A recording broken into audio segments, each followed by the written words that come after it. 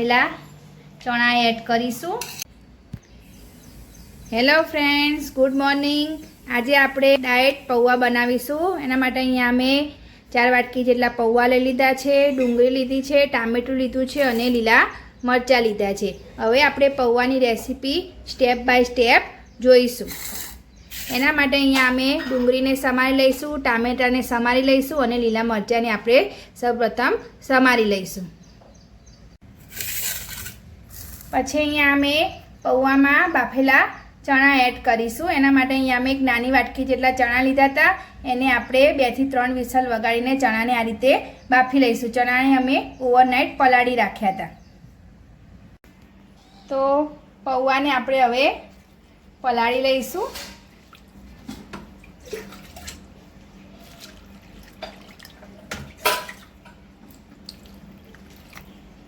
પછી આ રીતે બરોબર ધોઈ લઈશું અને પછી ગળણાની મદદથી આપણે એને એમાં કાઢી લઈશું, જેથી બધું પાણી અંદર આપણું નીતરી જાય। અને પછી હવે 5 મિનિટ માટે એને આપણે રેસ્ટ આપીશું।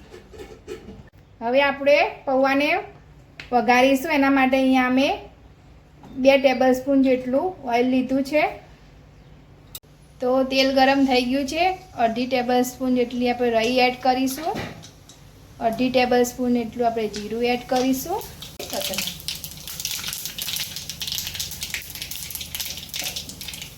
પછી પીચોપ જેટલી હિંગ એડ કરીશું, પછી કઢી પત્તા એડ કરીશું, પછી લીલા મરચાં અહીંયા આપણે સમાર્યા તો એ એડ કરી દઈશું।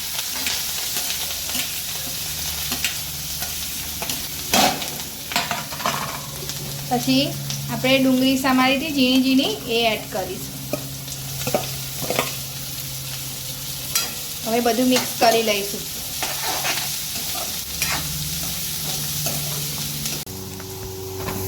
પછી અહીંયા આપણે ડુંગળીને સ્વાદ અનુસાર મીઠું એડ કરીને ડુંગળીને સાંતળવા દઈશું।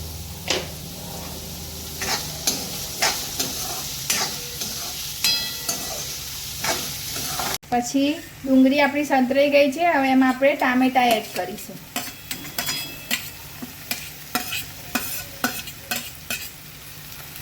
પછી બધું મિક્સ કરી દઈશું અને બધું ચડવા દઈશું। તો હવે આપણું બધું ડુંગળી અને ટામેટા સંતરાઈ ગયા છે। હવે એમાં આપણે બાફેલા ચણા એડ કરીશું। પછી હવે આપણે મસાલા કરીશું। 1 ટેબલસ્પૂન જેટલું લાલ મરચું, 1/2 ટેબલસ્પૂન જેટલી હળદર, થોડું મીઠું મેં પહેલાં નાખ્યું હતું એટલે થોડું હવે પાછળથી એડ કરીશું પૌવાના ભાગનું। હવે બધું મિલાવી લઈશું।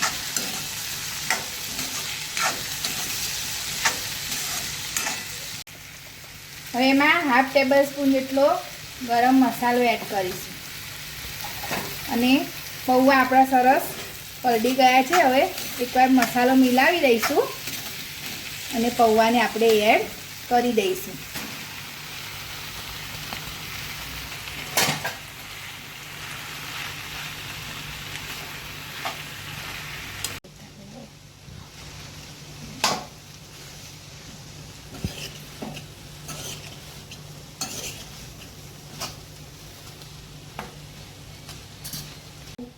આપણે અડધું લીંબુને નીચવી લઈશું।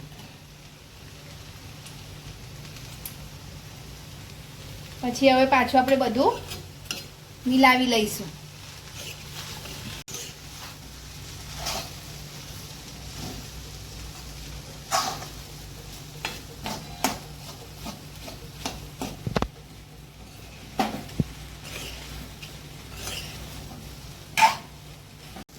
તો મસ્ત આપણા હેલ્ધી ડાયટ પૌવા રેડી થઈ ગયા છે।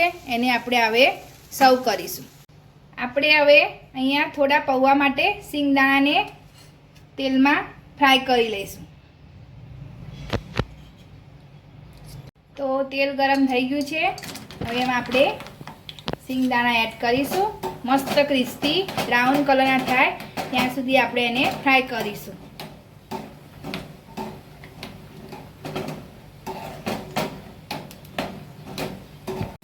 તો સિંગદાણા આપણા બ્રાઉન થઈ ગયા છે. એને હવે આપણે ગેસ ઓફ કરી દઈશું અને એક ડીશમાં કાઢી લઈશું. તો હવે આપણે પૌવાને મસ્ત રીતે સર્વ કરીશું.